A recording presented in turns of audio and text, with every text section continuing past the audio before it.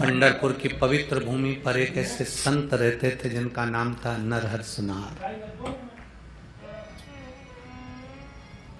हम उन्हें संत भी कहें, सुनार भी कहें, स्वर्णकार भी कहें।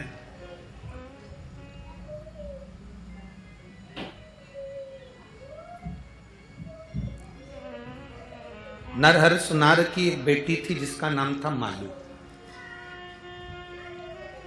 क्या नाम था? जम के बोलो जरा। मालू।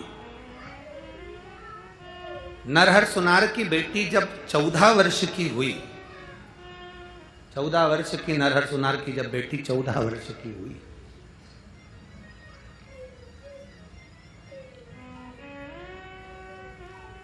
और नरहर सुनार की बेटी जब 14 वर्ष की हुई तो उसके शरीर में एक रोग सताने लगा। अब देखिएगा जरा कितना विश्वास नरहर सुनार का शंकर जी के ऊपर था, जरा वो देखिएगा। 14 वर्ष की बेटी मालू, उसके शरीर में एक रोग प्रवेश कर गया। अब नरहर सुनार का काम क्या था? उनके पिताजी, जो नरहर सुनार के जो पिताजी थे दीनानाथ सुनार, वो दीनानाथ जी भी सराफे का काम करते थे और नरहर सुनार भी सराफे का काम। बच्चे की तबीयत खराब होगी तो दादा हो चाहे पिता हो, वो मुख से उदास रहेंगे, उनके नैनों में थोड़ा सा जल समाहित रहेगा और नेत्रों में जल भर आता है कि भाई बच्चे को हुआ क्या है, हो क्या गया। जो सोने की रकम बनवाने आता था, चांदी की रकम बनवाने आता था, हीरा पन्ना का व्यापार करने के लिए आता था, वो नरहर सुनार की बेटी मालू को देखता था तो वो कहकर जाता था, इसको किसी को दिखाते क्यों नहीं? नरहर सुनार कहते थे, दीनानाथ सुनार कहते थे कि इसको हमने कई वेदों को दिखा लिया, कई डॉक्टरों को दिखा लिया, तो फिर अब ये बेटी, इसका 14 वर्ष का जीवन, कहां क्या होगा इसके साथ? नरहर सुनार हमेशा एक ही बात कहते थे, जाई विधि राखे शंभू ताई विधि। जैसा मेरा महादेव, मेरा मल्लिकार्जुन रखेगा वैसा मेरी बेटी रहेगी। वेद अपना काम कर रहे हैं, डॉक्टर अपना काम कर रहे हैं, मेरा महादेव अपना काम कर रहा है। महादेव अपना काम कर रहा है। हाँ, इस व्यासपीठ से कथा करते करते कई वर्ष हो गए, सालों। इस व्यासपीठ ने कभी ऐसा नहीं बोला कि आप डॉक्टर को मत दिखाना, कि वेद को मत दिखाना, कि दवाई मत लेना, कि औषधि मत लेना। कभी बोला क्या? जम के बोलो जरा, बोला नहीं। हमेशा इस व्यासपीठ ने कहा डॉक्टर शंकर का एक रूप है। बोला है कि नहीं बोला? डॉक्टर शिव का एक रूप है। आपके शरीर में रोग आया, आप डॉक्टर को दिखाने के लिए जाओ। जांच का बोल रहा है, जांच कराओ। दवाई का बोल रहा है, दवाई लो। पर इस व्यासपीठ ने एक बात जरूर कही, डॉक्टर का इलाज चलते चलते शंकर भगवान पर एक लोटा जल समर्पित करते रहो, उसका विश्वास जागृत करते रहो, उस पर भरोसा करते रहो।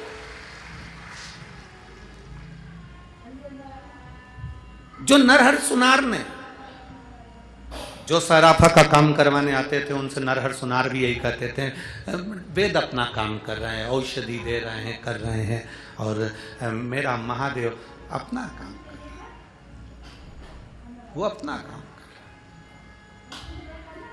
अब पहले का समय एक ऐसा समय था जिसमें ये जरा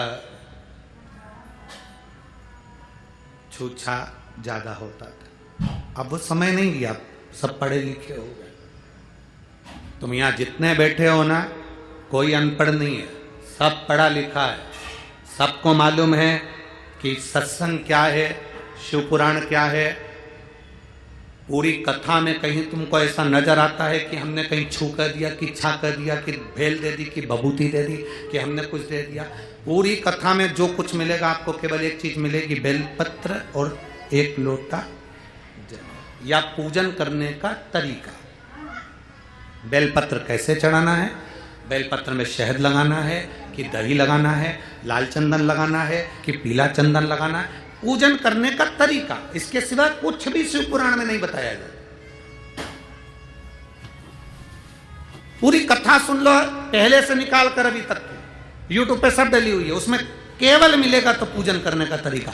ऐसे आप अगर चढ़ाओगे तो आपको ऐसा फल मिलेगा। अशोक सुंदरी वाली जगह पे चढ़ाओगे बेलपत्र, उसका ये फल मिलेगा। आपने यहां चढ़ाया, उसका ये फल मिलेगा। दुर्वा चढ़ाई, उसका ये फल मिलेगा।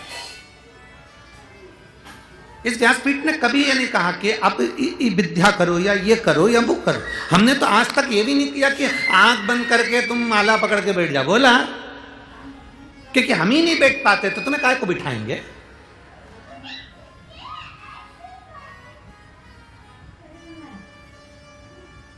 किसी ने कहा गुरुजी तुम माला पकड़ के आंख बंद करके नहीं बैठते? हाँ, क्यों नहीं बैठते?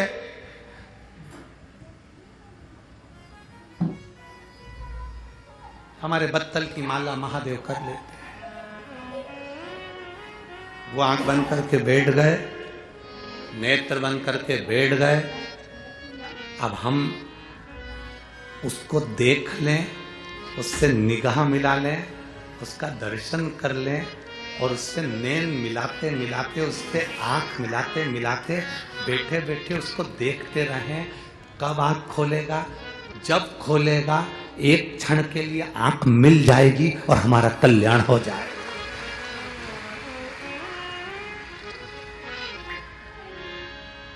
कई मिलेंगे आपको, वो आपको बिठाएंगे, आंखें बंद कर लो,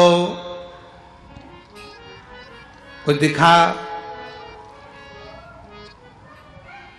ध्यान करो।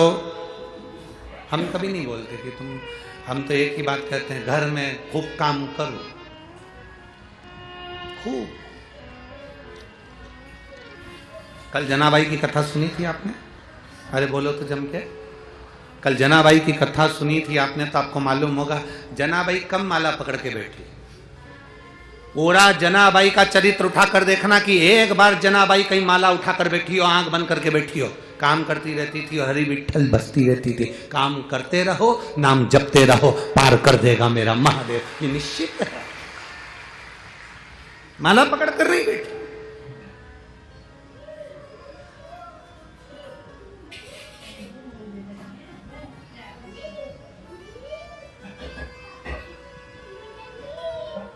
सबसे विचित्र संप्रदाय है वारकरी संप्रदाय। इसको समझना कठिन है। दूसरे संप्रदायों में तो माला पकड़कर बैठना पड़ती है, पर वारकरी संप्रदाय में तो यहाँ हरिविठ्ठल के सामने भी तानपुरा और करताल लेकर खड़े रहते हैं, पांव में घुंघरू बांधकर कि बजता रहे, भजन चलता रहे। यहाँ बैठने का काम ही नहीं है, यहाँ तो भजन का काम है। आज भी हरिविठ्ठल के मंदिर में लोग फुगड़ी खेलते हैं। अब मैं लोगों से कहूं माला पकड़ के बैठ जा, तो कोई नहीं बैठेगा। खेल फुगड़ी, खेल फुगड़ी।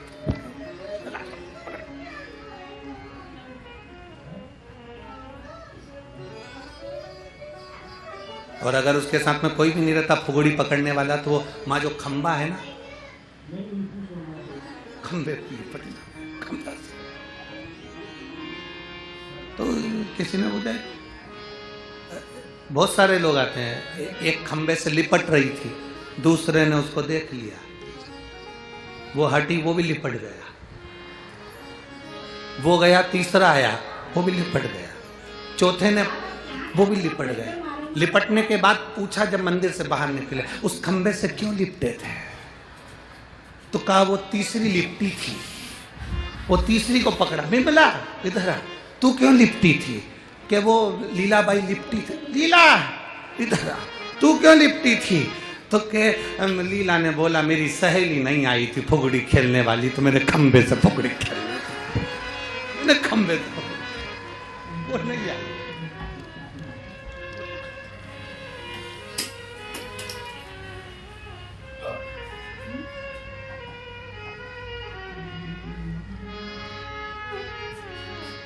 अरे भजन चित्त, मालू की तबीयत बेकार, कोई कहता है इसको कहीं लेकर जाओ, कोई कहता है कहीं लेकर जाओ।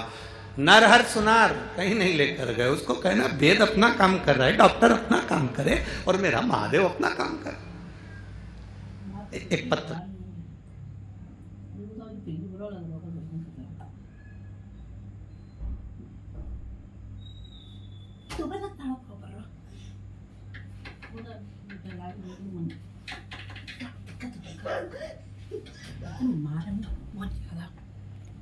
श्री शिवाय नमस्तुभ्यम, राधे राधे। तो आज आपने देखा कि किस तरह से महाराज जी ने बताया, जो पंढरपुर के सुनार हैं वो श्री हरि विठ्ठल में तो बहुत भक्ति रखते थे, लेकिन वहाँ के सोमेश। तो आज आपने सुनी महाराज जी से एक सुनार की कथा, जिन्होंने उनके लिए कमर के लिए पट्टा बंधवाया।